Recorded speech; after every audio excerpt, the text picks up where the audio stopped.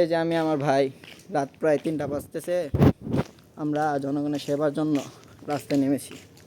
দেখেন কি পরিমাণ কুয়াশা, কুয়াশায় কিছু সামনে কিছু দেখা যাচ্ছে না।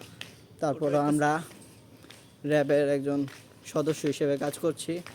রাত দিন 24 ঘন্টা এই দেশের জনগণের জন্যই তো আমরা কাজ করি।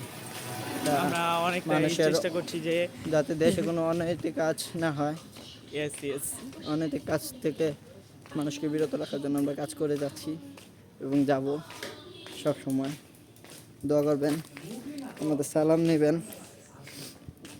দেশে কোনো অরাজকতা সৃষ্টি করতে দিব না আমরা। আমাদের সবাই সুস্থতা কামনা করবেন। আমাদের জানি কোনো ক্ষতি না হয়। জি, এবং আমাদের হাদি ভাইয়ের হত্যার বিচার যাতে আমরা খুব শীঘ্রই করতে পারি সেটার দিকে আমরা লক্ষ্য রাখছি।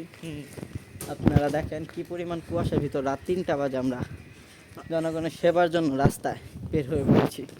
আমরা সর্বদা নিয়োজিত আছি জনগণের সেবা, এই দেশের সেবা। আল্লাহ হাফেজ।